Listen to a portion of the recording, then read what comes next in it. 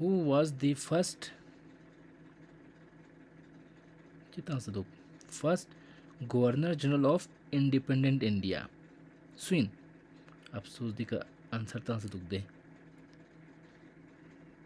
दिकल तो देता first governor general of independent India मतलब पुची टिसेन independent India first governor general टिसेन दे माउंट बेटन दुगा राजा गोपाल आचार्य दुगा जवाहरलाल नेहरू राजेंद्र प्रसाद।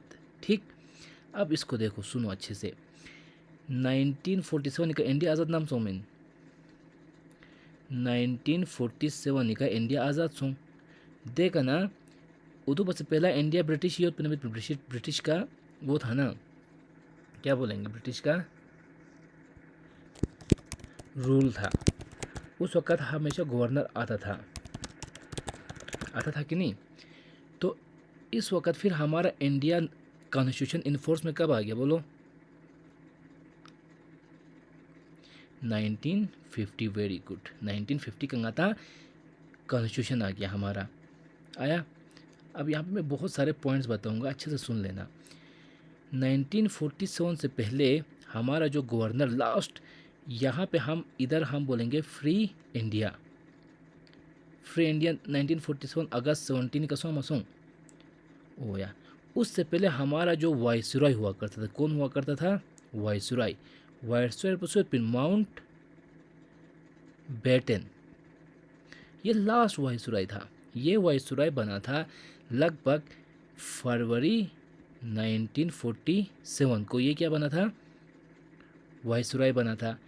और फिर हम लोगों को अगस्त में क्या मिल गया हमको आज़ादी मिल गया मिला नहीं ओ या जब हमारा फरवरी में ये हमारा जो है माउंट बेटन हमारा क्या बन गया वायसराय ऑफ इंडिया बना ब्रिटिश इंडिया का।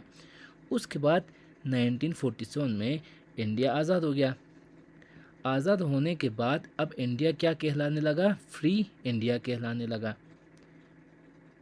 लेकिन हमारा जो कॉन्स्टिट्यूशन था वो अभी बन रहा था ना उस वक़्त कॉन्स्टिट्यूशन क्या था वो अंडर डेवलपमेंट था क्योंकि हमने उस दिन पढ़ा था कॉन्स्टिट्यूशन का टाइम कब होता है। कॉन्स्टिट्यूशन जो असेंबली होती है ना कॉन्स्टिट्यूशन को कौन बना रहा था कॉन्स्टिट्यूएंट असेंबली बनाता था।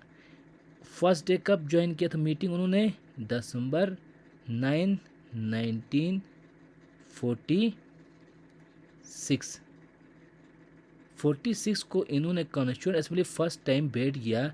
और आखिरकार जो कॉन्स्टिट्यूशन एडॉप्ट कब हुआ था जो हमारा डेट नवंबर 26 1949 जो प्रियम्बल में दिया हुआ है इस दिन हमारा जो कॉन्स्टिट्यूशन था वो एडॉप्ट हुआ था। उसके बाद आगे जाके जनवरी 24 1950 ये क्या था लास्ट वर्किंग डे था कॉन्स्टिट्यूशन असेंबली का। उसके 2 दिन के बाद 26 25 और जनवरी 26 1950 ये क्या हो गया इफेक्ट में आया हमारा कॉन्स्टिट्यूएंट क्या हुआ इफेक्ट में आ गया आया कि नहीं आया ओ या इसी दौरान 1947 से कॉन्स्टिट्यूशन असेंबली आने तक हमारे पास सबसे जो हाईएस्ट पोस्ट था वो क्या था गवर्नर जनरल ऑफ इंडिया का पोस्ट हुआ करता था। उसके बाद यहाँ पे जब हमारा कॉन्स्टिट्यूशन इफेक्ट में आता है तो हमारा हेड ऑफ द स्टेट कौन आ जाता है प्रेसिडेंट आ जाता है क्योंकि इस दिन प्रेसिडेंट ने ओथ लिया होता है कि नहीं। इसी डेट को प्रेसिडेंट ने क्या लिया होता है जनवरी 6 में नहीं दी जनवरी 26 इन क्योंकि यहाँ पे 24 तो यहाँ पे 26 इन ठीक है। तो क्या होता है इस दिन हमारा प्रेसिडेंट ओथ ले लेता है। अब यहाँ पे स्टोरी में क्या आता है देखो 47 में जब इंडिया आज़ाद हो जाता है ना आज़ाद जब हो जाता है ठीक है तो फिर जो हमारा लॉर्ड माउंट बेटन है वहीं कंटिन्यू करता है हमारा गवर्नर जनरल ऑफ इंडिया बन के कंटिन्यू करता है। कौन करता है माउंट बेटन। अब यहाँ पे 2 क्वेश्चन आ गया 2 क्वेश्चन आ सकता है। एक क्वेश्चन आ सकता है कि लास्ट वायसराय कौन था जरना लास्ट वायसराय था माउंट बेटन। उसके बाद इंडिया आज़ाद हो जाते उसी के टाइम पे। कल को ये भी पूछा जा सकता है कि इंडिया जब आज़ाद हुआ था उस वक़्त वायसराय कौन था माउंट बेटन था। उसके बाद इंडिया आज़ाद होने के बाद इंडिया को इंटैक्ट रखने के लिए यही माउंटबेटन जो है इंडिया का governor general of India act करता है और as a governor general of India continue रहता है ऑफिस में। ठीक है, कंटिन्यू ऑफिस में रहता है। कब तक रहता है? लगभग जून 1948 तक। फरवरी 1947 में ये बंदा वाइसरॉय बना था। फिर इंडिया आज़ाद हो जाता है 47 में। उसके बाद इंडिया का गवर्नर जनरल ऑफ इंडिया ये कंटिन्यू रहता है जून 1948 तक। उसके बाद जो next governor general of India बनते हैं वो आते हैं राजा गोपाल आचार्य। राजा गोपाल आचार्य। अब यहाँ पे क्वेश्चन आता है कि ये जो राजा गोपाल आचार्य है, ये अगर हम देखें तो ये second governor general of India है कि नहीं है? लेकिन फर्स्ट इंडियन है ना? इंडियन फर्स्ट हुआ ना, ये है तो second governor general of India है, लेकिन इंडियन क्या है? फर्स्ट इंडियन गवर्नर, क्योंकि उससे पहले वाला तो फॉरेनर था। या तो ये क्वेश्चन अगर ये आता है first governor general of India कौन है जरना का, तो माउंटबेटन। अगर ये बोलता है कि first Indian governor general of India कौन है जरना का, तो राजा गोपाल आचार्य। उसके बाद 1950 में हमारा कॉन्स्टिट्यूशन इस दिन को इफेक्ट में आता है। इफेक्ट आने के बाद डॉक्टर राजेंद्र प्रसाद जो है वो हमारा क्या बनते हैं? फर्स्ट प्रेसिडेंट बनता है। तो ये जो गवर्नर जनरल ऑफ इंडिया का पोस्ट है वो ख़त्म हो जाता है यहाँ पे। तो यहाँ पे ये भी बोल सकते हैं इंडिया में कितने फ्री इंडिया फ्री होने के बाद कितने गवर्नर जनरल रहे? 2 रहे, माउंटबेटन और राजा गोपाल आचार्य। कब जून 48 से 50 तक गोपाल आचार्य रहा, अगस्त 47 से जून 48 तक माउंटबेटन रहा था। यही। और ये जो डॉक्टर राजेंद्र प्रसाद है यहाँ प्रेसिडेंट बन जाता है। अब हम लोग बोलते हैं प्रेसिडेंट को तो इलेक्शन होना चाहिए, लेकिन यहाँ पे उस वक्त कोई इलेक्शन नहीं होता है। एक्चुअल में क्या होता है, जब कॉन्स्टिट्यूएंट असेंबली इस डेट को मिलता है तो इसके 2 दिन के बाद इलेक्शन होते हैं। 2 दिन के बाद इलेक्शन होते। तो इस इलेक्शन में दिसंबर 13 को इस इलेक्शन में क्या होता है ज़रबना, इस इलेक्शन में डॉक्टर राजेंद्र प्रसाद ये जो है कॉन्स्टिट्यूएंट असेंबली का प्रेसिडेंट इलेक्ट हो जाता है। बाद में जब इंडिया का कॉन्स्टिट्यूशन जब यहाँ पे इन्फोर्स हो जाता है तो उस वक़्त ये जो कॉन्स्टिट्यूएंट असेंबली का जो प्रेसिडेंट था वो कंटिन्यू करता है एज इंडियन प्रेसिडेंट। जब यहाँ पे कॉन्स्टिट्यूएंट असेंबली जब फोर्स में आया, कॉन्स्टिट्यूशन जब फोर्स में आया, तो ये जो कॉन्स्टिट्यूएंट असेंबली का प्रेसिडेंट था वो कंटिन्यू करता है एज प्रेसिडेंट ऑफ इंडिया। तो फर्स्ट प्रेसिडेंट ऑफ इंडिया कौन है जरना? डॉक्टर राजेंद्र प्रसाद। हुआ नहीं हुआ? और प्राइम मिनिस्टर तो नेहरू था। अब यहाँ पे जो ऑप्शन दिया था देखो, माउंटबेटन क्या था? First governor general of India था माउंटबेटन था। राजा गोपाल आचार्य सेकेंड गवर्नर जनरल था, लेकिन फर्स्ट इंडियन गवर्नर जनरल था। जवाहरलाल नेहरू क्या था? फर्स्ट प्राइम मिनिस्टर था। राजेंद्र प्रसाद क्या था? फर्स्ट प्रेसिडेंट ऑफ इंडिया रहा था, या प्रेसिडेंट ऑफ कॉन्स्टिट्यूएंट असेंबली भी रहा था। क्लियर समझूँ? अब आ जाओ हम दूसरे क्वेश्चन पे आते हैं, ठीक है ना। दूसरा क्वेश्चन क्या बोल रहा है बोलो? ये वाला बैटल ऑफ प्लासी के बारे में पूछ रहा है। बैटल ऑफ प्लासी कब हुआ था? देखो, हमने कॉन्क्वेस्ट ऑफ बंगाल पढ़ा था। कॉन्क्वेस्ट ऑफ बंगाल मतलब क्या हुआ कि कैसे अंग्रेज़ों ने जो है बंगाल को कैप्चर किया था, जो आगे जाके ये जो बंगाल है वो अंग्रेज़ों का हेडक्वार्टर बना और इंडिया या ब्रिटिश इंडिया का ये कैपिटल भी रहा था। कब तक रहा था? 1911 तक। 1911 को कैपिटल कलकत्ता से शिफ्ट हुआ था दिल्ली में। तो अब इस कॉन्क्वेस्ट ऑफ बंगाल के कॉन्टेक्स्ट में देखो क्या होता है। ये अगर इंडिया का मैप है तो यहाँ पे बंगाल रीजन आता है ना। तो यहाँ पे 2 इम्पोर्टेंट बैटल्स होती हैं। एक बैटल होती है 1757 1757। इसको हम बोलते हैं battle of Plassey. Battle of Plassey ये बैटल होती है अंग्रेज़ों, एक होता है, एक साइड में होता है नवाब ऑफ बंगाल, दूसरी साइड में होता है ब्रिटिशर्स, अंग्रेज़। और उस वक्त नवाब ऑफ बंगाल कौन होता है? शुजाउत दौला। शुजाउत दौला था कि सिराजुद्दौला था? रंगर है, दो आते हैं, एक शुजाउद्दौला होता है, एक शुजाउद्दौला होता है, एक सिराजुत। ये था दिल्ली में। तो इन तीन नवाब, एक साइड से ये तीन नवाब होते हैं, नवाब ऑफ बंगाल मीर कासिम, नवाब ऑफ अवध शुजाउद्दौला, नवाब ऑफ दिल्ली मुग़ल। उस वक्त तो दिल्ली में कौन थे? मुग़ल्स था ना, शाह आलम टू। और दूसरी साइड से अंग्रेज़ होते हैं, और यहाँ पे फिर भी अंग्रेज़ जो है वो जीत जाते हैं, जो इंडियन रूलर से वो हार जाते हैं। ठीक, हार जाने के बाद क्या होता है, अंग्रेज़ उस वक़्त यहाँ पे रॉबर्ट क्लाइव नहीं होता, याद रखना, यहाँ पे एक बंदा होता है। लेकिन फिर अगले साल 1765 में रॉबर्ट क्लाइव वापस आ जाता है इंडिया।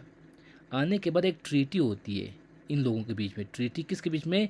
इंग्लिश और शाह आलम सेकंड को लेके। ठीक है, और इस ट्रीटी को बोलते हैं ट्रीटी ऑफ इलाहाबाद। चीज़रबाद, ट्रीटी ऑफ इलाहाबाद।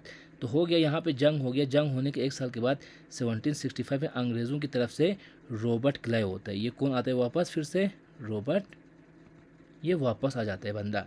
जंग के टाइम पे रॉबर्ट क्लाइव नहीं होता है, वो इस टाइम पे होता है, पहले 57 में जंग के टाइम पे। ये मिलिट्री कमांडर होता है, फिर बीच में वो वापस चला जाएगा, फिर वापस आ जाएगा। तो यहाँ पे याद क्या रखना है आपने? यहाँ पे याद रखने का है इम्पोर्टेंट पॉइंट क्या क्या है। देखो, बैटल ऑफ बक्सर कब हुआ था? 1764 में हुआ था। किस किस के बीच में हुआ था? अंग्रेज़ और इंडियंस के बीच में। इंडियंस किन किन राजाओं के बीच? कौन कौन राजा था? इंडिया का 3 राजा थे। नवाब ऑफ बंगाल था मीर कासिम, नवाब ऑफ अवध शुजाउद्दौला, नवाब ऑफ दिल्ली या मुग़ल का नवाब था शाह आलम सेकंड था। ठीक है ना? और ये तीनों की कंबाइंड जो फोर्स है वो हार जाती है, अंग्रेज़ जीत जाते हैं। उसके अगले साल 65 में अंग्रेज़ लोग शाह आलम सेकंड के साथ एक ट्रीटी करने बैठ जाते हैं। उस ट्रीटी को हम क्या बोलते हैं? ट्रीटी ऑफ इलाहाबाद बोलते हैं। तो यहाँ पे क्वेश्चन आता है, ट्रीटी ऑफ इलाहाबाद कब साइन हुआ? 65 में हुआ। किस किस के बीच में? रॉबर्ट क्लाइव और शाह आलम टू के बीच में। और ये ट्रीटी किस बैटल के बाद हुआ था? बैटल ऑफ बक्सर के बाद हुआ था। किस बैटल के बाद हुआ था? ट्रीटी ऑफ इलाहाबाद जरना बक्सर के बाद हुआ था, बैटल ऑफ बक्सर के बाद हुआ था, ये क्वेश्चन। तो यहाँ से ये सारे पॉइंट्स आपने याद रखना है। तो ये क्वेश्चन था बैटल ऑफ प्लासी को लेके। क्लियर हुआ? तो इसका आंसर क्या आएगा? अब यहाँ पे आ जाओ, देखो यहाँ पे कुछ इंपॉर्टेंट मैं पॉइंट्स बताता हूँ। 1757 में क्या होता है? बैटल ऑफ PLASSEY हमने पढ़ लिया।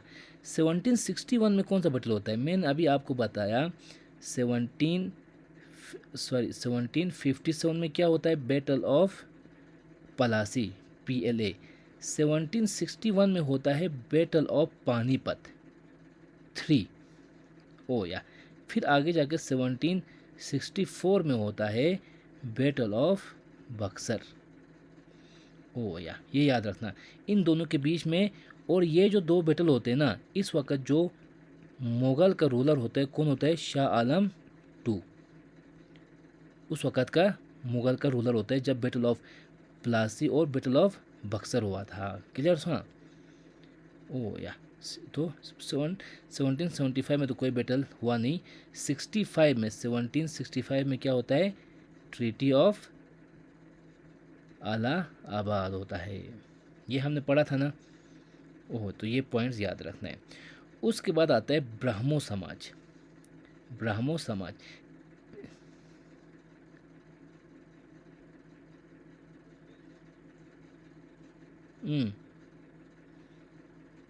ठीक, सिराज, सिराजुद्दौला, सिराज, जैसे यहाँ पे मैंने लिखा ना आई, सिराज। या ये भी याद कर सकते हो। देखो आई पुनः यू योत, आई पहले आता है कि यू पहले आता है? आई पहले आता है, तो 57 में आई होगा, आगे जाके 64 में यू होगा। वो भी करके याद रख सकते हो एक। नहीं तो यू यहाँ पे Shuja, you for UP, UP मतलब अवध, उस तरह से भी याद रख सकते हो। तो सिराजुद्दौला बंगाल में था, ये अवध में था। इसको फिर से रिकॉर्डिंग को देख लेना बाद में, तो वो सारी चीज़ें समझ आ जाएंगी। ठीक है, अब ये वाला देखो, इस क्वेश्चन को देखो, PYQ है ये भी एक। बोलो ब्राह्मो समाज किसने फाउंड किया था? हाँ, यहाँ देखो, ओ राजा राम मोहन रॉय। और इसको, ये जो राजा का टाइटल है ना, आगे चलो, राम मोहन राय तो उसका नाम है, इसको ये जो राजा का टाइटल है वो किसने दिया था? बोलो किसने दिया था? देखो अभी हमने शाह आलम 2 का पढ़ा, शाह आलम 2 के बारे में हमने 2 फैक्ट पढ़ा। 1761 बैटल ऑफ पानीपत 3 में ये होते हैं मुग़ल के नवाब। 1764 बक्सर के युद्ध में भी यही होते हैं। फिर 1765 ट्रीटी ऑफ इलाहाबाद में भी ये होते हैं, शाह आलम 2। शाह आलम 2 के बाद जो राजा आते हैं उसका नाम होता है अकबर 2। क्या होता है? अकबर 2। शाह आलम के बाद जो राजा आते हैं उनका क्या नाम होता है? अकबर 2। और ये अकबर 2 के टाइम पे, अकबर 2 के टाइम पे ही जो है, ये अकबर 2 जो है, ये जो राजा का टाइटल है ना, राजा राम मोहन रॉय को, तो वो दे देते हैं यहीं। कौन दे देता है? अकबर, अकबर 2 दे देता है। समझ गए? तो राजा टाइटल किसने दिया सजरना का? तो अकबर 2 ने दिया था, वो एक मुग़ल। और अकबर 2 के बाद जो आते हैं बहादुर शाह जफ़र, ये जो है लास्ट रूलर होते हैं, जिनको 1857 जो रिवोल्ट होता है उसमें अंग्रेज़ लोग इसको भगा देते हैं, इंडिया को छोड़ के इसको भगा देते हैं। ठीक है, कल को क्वेश्चन आपको आएगा राजा राम मोहन के टाइम पे जो उसका कंटेम्प्रेरी, मतलब उसके टाइम पे जो मुग़ल रूलर था वो कौन था? जरना अकबर 2 आपने याद रखना है। और ये जो राजा का टाइटल किसने दिया था राजा राम मोहन रॉय को? जरना अकबर 2 ने दिया था, 1 पॉइंट। और राजा राम मोहन रॉय ने क्या वो किया था? फाउंड किया था ब्राह्मो समाज। ब्राह्मो समाज किसने फाउंड किया था? 1928 में इसको बोला जाता था ब्राह्मो SABHA सभा। इसने 1928 में एज ए ब्राह्मो सभा इसको फाउंड किया था, जो आगे जाके 1930 में क्या कहलाने लगा? ब्राह्मो समाज। वो है ब्राह्मो समाज कहलाने, सॉरी ये 18 है, 19 में है, 1828 और 1830 में। और राजा राम मोहन रॉय का सबसे बड़ा कंट्रीब्यूशन पता है किस में होता है? सती को एंड करने में इसका रोल होता है, सबसे इम्पोर्टेंट रोल।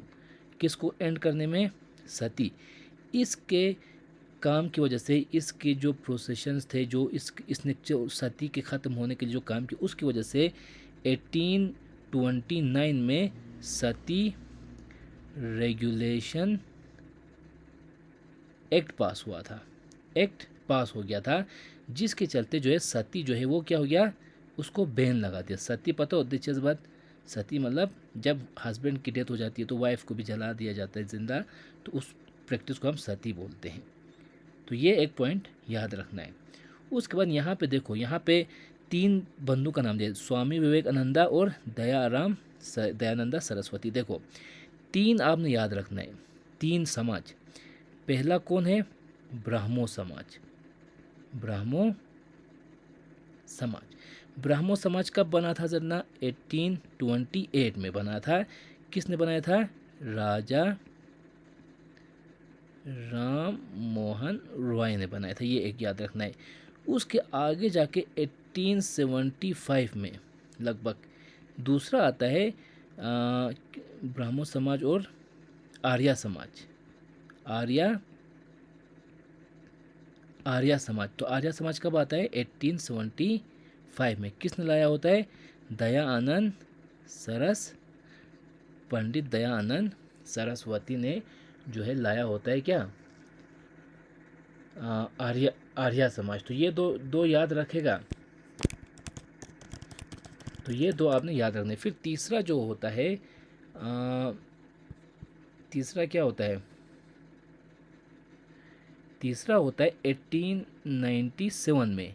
जो तीसरा मिशन आता है वो होता है रामा कृष्णा मिशन। चुमत रामा कृष्णा मिशन। ये तीसरा इंपॉर्टेंट होता है, जिसको फाउंड किया होता है भाई स्वामी विवेकानंदा। तो ये तीनों में से अलग अलग क्वेश्चन पूछते हैं कि किसने किया था, क्या किया था सरना का। तो ये चीज़ें आपने याद रखना है। तो इन तीनों में से सबसे पहले कौन सा आया था? ब्राह्मो समाज सबसे पहले आया था। कब आया था? 1828 में। किसने लाया था? राजा राममोहन रॉय ने। 1875 में आर्या समाज आया, सरस्वती ने लाया, है ना। और इसमें रामा कृष्णा मिशन। अब इसको कैसे याद रखोगे? आप ऐसे एक लाइन बनाओ, 1828 है, 1875 और 1897। BAR, बार, ये तो लिख होगा बार। ब्राह्मो समाज, आर्या समाज, रामा कृष्णा मिशन। तो क्वेश्चन आपको कल ऐसा आ सकता है कि इन तीनों में से कौन सा पहले आया था जरना। सबसे पहले ब्राह्मो समाज आया था, फिर आर्या समाज आया था, फिर रामा कृष्णा मिशन आया था। और इनको एक वो आ गया, कब आया था? 28, 75 और 97 में आया था। तीसरा किसने लाया था जरना? ये लाया था राजा राम मोहन रॉय ने लाया था। ये लाया था पंडित दयानंद सरस्वती ने लाया था। इसको लाया था स्वामी विवेकानंदा ने लाया था। ठीक, यहाँ तक। ओ, ये 3 पॉइंट याद रखो, बहुत है। जितना यहाँ इनको बाद में वीडियोस को देख लेना अच्छे से, डिक्चिन दे। तीसरी, अब यहाँ पे जो एन्नी बेसन थे, एन्नी बेसन कौन था बोलो? ओ या एन्नी बेसन जो है, यहाँ पे अगर हम देखें, एक लेडी का नाम लिया है एन्नी बेसन। एन्नी बेसंत। इसमें 2-3 चीज़ें याद रखना है। एक तो याद रखना है कि इसने होम रूल मूवमेंट यूज़ किया था। होम रूल मूवमेंट लॉन्च किया था अराउंड 1916 में। ये खुद कहाँ की थी? आयरलैंड की थी। आयरलैंड की आयरिश लेडी थी। इसको हम बोलेंगे ना आयरिश लेडी। एक पॉइंट ये। उसके बाद इसको अरेस्ट किया जाता है 1916 में, अरेस्ट करते हैं, फिर रिलीज़ कर देते हैं। एक पॉइंट। फिर दूसरा इसमें रखना है 1917 को जो इंडियन नेशनल कांग्रेस का सेशन होता है, कहाँ पे? कलकत्ता में। वहाँ पे ये क्या बन जाती है? प्रेसिडेंट बन जाती है। और इस तरह से एन्नी बेसन जो है first women president of Indian national Congress बन जाती है। ये याद रहेगा ये पॉइंट। ओ या, और तीसरा जो पॉइंट आपने याद रखना है, इसके 2 न्यूज़पेपर्स होते हैं। 2 न्यूज़पेपर्स होते हैं। 2 न्यूज़पेपर्स क्या क्या होते हैं? एक होता है कॉमन व्हील, दूसरा होता है यंग इंडिया, तो गांधी का है। New India. ओ या, ये 2 पॉइंट, इसके 3 पॉइंट इसको लेके याद रखना है। ठीक है, ये हो गया हमारा एन्नी बेसेंट का भी क्लियर। अब मुझे बताओ, which Mughal emperor built red fort in Delhi?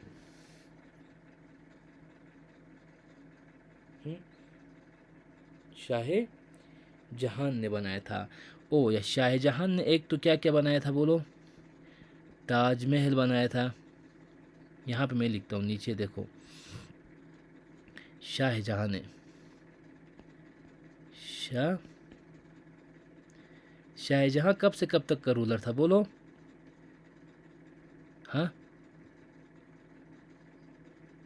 1627 से लेके 1657 के बीच में लगभग ये रूलर होता है शाहजहाँ। इसने बिल्ड किया होता है ताजमहल, ये तो सबको पता है। दूसरा इसने फुल किया था रेड फोर्ट, और ये जो रेड फोर्ट है ना वो एक वर्ल्ड हेरिटेज साइट भी है, एक पॉइंट। और ये किस करेंसी नोट में मेंशन होता है बोलो?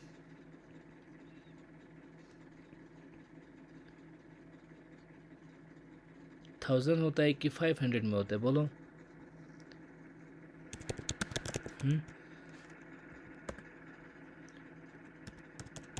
500 का छाता पक्का? ओ या 500 के नोट में आता है। और जो रेड फोर्ट के सामने कौन सा मस्जिद होता है? जामा। ओ या वो भी किसने बनाया था? तो देखो होता क्या है कि पहले आगरा जो है कैपिटल होता है इनका, इंडिया का कैपिटल क्या है? आगरा होता है। आगरा से फिर शाहजहाँ जो है दिल्ली शिफ्ट करता है कैपिटल को। और उस वक्त जो ये एरिया है जहाँ पे ये रेड फोर्ट और जामा मस्जिद एरिया है, जो हम आजकल चांदनी चौक नहीं बोलते हैं, उस एरिया को पहले कहा जाता था शाहजहाँ आबाद बोलते थे। जहाँ पे ये एरिया है ना उसको पहले बोला करता था शाहजहाँ आबाद। और उसको आबाद किसने किया था? शाहजहाँ ने आबाद किया था। ठीक है यहाँ तक? ओ या तो ये याद रखना है आपने, शाहजहाँ ने रेड फोर्ट बनाया था और ये वर्ल्ड हेरिटेज साइट था। और दिल्ली में 3 वर्ल्ड हेरिटेज साइट होते हैं। दिल्ली में वर्ल्ड हेरिटेज साइट, एक पुनः रेड फोर्ट सोंग, दूसरा होता है हुमायूं टॉम, वो या हुमायूं टॉम, तीसरा होता है कुतुब मीनार। और हमने पढ़ा रेड फोर्ट किसने बनाया था? शाहजहाँ ने बनाया था। हुमायूं टॉम किसने बनाया था? हुमायूं की एक बेगम थी, बेगम, उसने बनाया था। हुमायूं के डेथ होने के बाद बनाया था। कुतुब मीनार किसने बनाया था? कुतुबुद्दीन ऐबक ने बनाया था। उसको बाद में फिनिश किसने किया था? इल्तुतमिश ने फिनिश किया था। ये सब हमने पढ़ा हुआ है ऑलरेडी, है ना? ओ या तो यही चीज़। फिर मुझे बताओ औरंगज़ेब ने कौन सा बनाया था? स्ट्रक्चर बोलो औरंगज़ेब ने। औरंगज़ेब का एक हैदराबाद में मक्का मस्जिद आता है, मक्का मस्जिद। हैदराबाद में मक्का मस्जिद एक आता है। जिस तरह से दिल्ली में जामा मस्जिद है, हैदराबाद में क्या है? मक्का मस्जिद है। ओ या उस मक्का मस्जिद को किसने बनाया था? औरंगज़ेब ने बनाया था। ओ या और जहांगीर ने क्या बनाया था बोलो? जैसे कि शाह कश्मीर में, जम्मू कश्मीर में ये है ना, जम्मू कश्मीर में शालीमार निशात है कि नहीं? वो किसने बनाया था? पक्का क्लियर जो था? ओ या इनको किसने बनाया था? जहांगीर ने बनाया था। अब बोलो अकबर ने क्या बनाया था? अकबर फोर्ट, आगरा में अकबर फोर्ट आता है, अकबर फोर्ट आता है। अकबर में जो सबसे इम्पोर्टेंट क्वेश्चन होता है अकबरनामा, है ना? यहाँ पे देखो मुझे एक क्वेश्चन बताओ, अकबरनामा। यहाँ पे 2 पॉइंट और मैं बताऊँगा। अकबर के केस में अभी मैंने आपको अकबर 2 के बारे में बताया था कि नहीं बताया था? जिसने राजा का टाइटल दिया था किसको? राजा राम मोहन रॉय को दिया था, है ना? तो अकबर के केस में सबसे इम्पोर्टेंट बनता है एक तो अकबर फोर्ट तो पता होगा, दूसरा होता है अकबरनामा। अकबरनामा वो अकबरनामा जो किताब है वो किसने लिखा था? अबुल फजल ने। ओ या अबुल फजल ने अकबरनामा लिखा था। इसके 3 वॉल्यूम होते हैं, वॉल्यूम 1, वॉल्यूम 2 और वॉल्यूम 3। ओए तो ये तीसरा वॉल्यूम जो है वो अकबर के एडमिनिस्ट्रेशन के बारे में बताता है। अकबर के एडमिनिस्ट्रेशन, अकबर का एडमिनिस्ट्रेशन क्या था उसके बारे में बताता है। तो इसलिए जो ये इसको क्या बोलते हैं? आईन अकबरी, आईन अकबरी। तो ये जो पार्ट 3 है या वॉल्यूम 3 है किसका? अकबरनामा। तो ये सब मिला के अकबरनामा हो गया। लेकिन इसका जो तीसरा वॉल्यूम है, 3 बुक्स हैं ज़राया, तो तीसरा वॉल्यूम को हम क्या बोलते हैं? अकबर आईन अकबरी। अकबरनामा तो पूरे को हम बोलेंगे अबुल फजल ने लिखा था। ठीक है, ये एक पॉइंट। इसी तरह हमने यहाँ पे जहांगीर का लिखा था, कहाँ गया? जहांगीर का भी मेंशन है कि नहीं है? तो मुझे बताओ जहांगीर जो है ना, जहांगीर, जहांगीर का एक्चुअल नाम क्या था बोलो?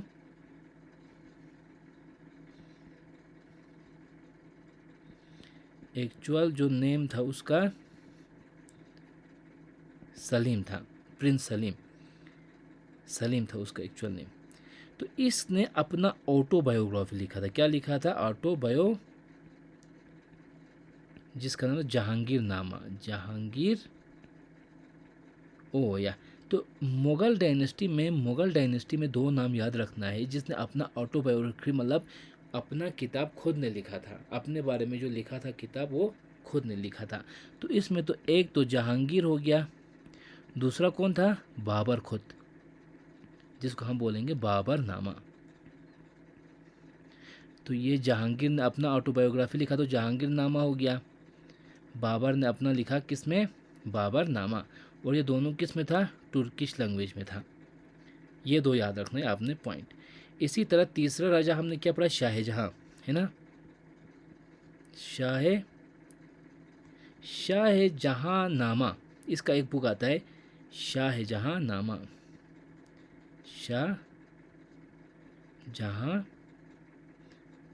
शाहजहां नामा। बताओ ये किसने लिखा था शाहजहां नामा?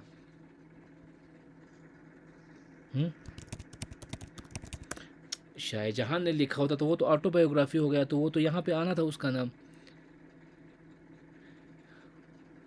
सलीम क्यों लिखेगा?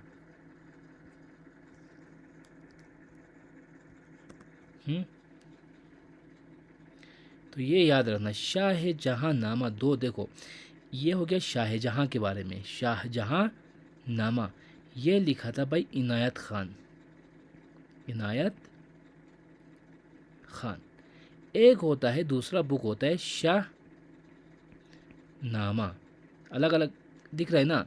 ये शाहनामा हुआ, ये शाहजहां नामा। तो शाहजहां नामा किसने लिखा था? इनायत खान ने लिखा था। शाहनामा सुना है इसको कभी? शाहनामा देखो हमने महमूद ऑफ गज़नी लिखा था कि नहीं? महमूद ऑफ गज़नी के बारे में हमने पढ़ा था। इस महमूद ऑफ गज़नी के यहाँ पे दो पोएट हुआ करते थे, एक का नाम था अल-बिरूनी, दूसरा का नाम था फिरदौसी।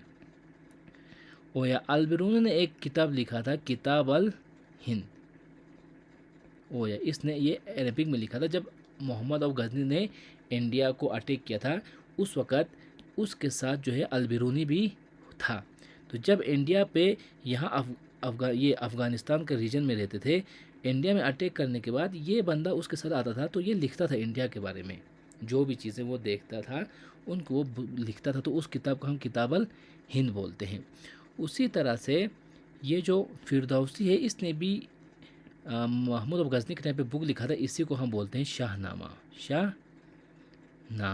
शाहनामा किसने लिखा था? फिरदौसी ने लिखा था। वो किसके टाइम पे था? महमूद ऑफ गज़नी के टाइम पे था। शाहजहां नामा किसने लिखा था? इनायत खान। ये अलग बंदा है देखो, नहीं तो यहाँ पे जे फॉर जहां, आई फॉर इनायत, जे आई लिख सकते हैं ना हम, जे आई याद रहेगा, जे फॉर जहां आई फॉर इनायत, इसको ऐसे याद रख सकते हैं। क्लियर हुआ? ओ या तो इसका आंसर क्या था? शाहजहां था। फिर यहाँ पे थोड़ा सा है non cooperation movement launch it by Gandhi low. Non cooperation movement किस साल लॉन्च हुआ था बोलो? नॉन कॉपरेशन मूवमेंट लॉन्च हुआ था 1920 में लॉन्च हुआ था, ठीक है। और ये बाद में फरवरी 5, 1922 को एक जगह में पुलिस थाने के साथ अटैक होता है, उसको हम बोलते हैं चोरी चोरा इंसिडेंट, चोरी चोरा इंसिडेंट। उसकी वजह से गांधी ने नॉन कॉपरेशन मूवमेंट को क्या किया था? महात्मा गांधी ने क्या किया था? नॉन कॉपरेशन मूवमेंट को स्टॉप किया था, क्योंकि गांधी नहीं चाहता था कि किसी भी टाइप का वायलेंस हो। लेकिन चोरी चोरा इंसिडेंट क्या होता है? चोरी चोरा एक यूपी में गांव होता है जहाँ पे प्रोटेस्टर्स जो है एक पूरे पुलिस थाने को जला देते हैं, जिसमें कुछ 20 पुलिस ऑफिसर्स या पुलिस के जो एम्प्लॉय है वो जल जाते हैं। तो इस इवेंट को देखने के बाद गांधी फिर क्या होता है, वो लीडर होते हैं लॉन्च इस मूवमेंट का लीडर होने के बाद वो जब देखता है कि ये मूवमेंट में लोग जो हैं एकदम एकदम क्या बोलेंगे वायलेंट हो रहे हैं, तो गांधी ने डिसाइड किया कि इस मूवमेंट को अब यहाँ पे रोकना पड़ेगा, ये तो कुछ ज़्यादा ही बाहर जा रहा है। तो नॉन कॉपरेशन मूवमेंट को स्टॉप किया था किसने? गांधी ने। लॉन्च कब हुआ था? 20 को, और स्टॉप कब हुआ था? 22 को हुआ था। तो आज के लिए इतना काफ़ी है या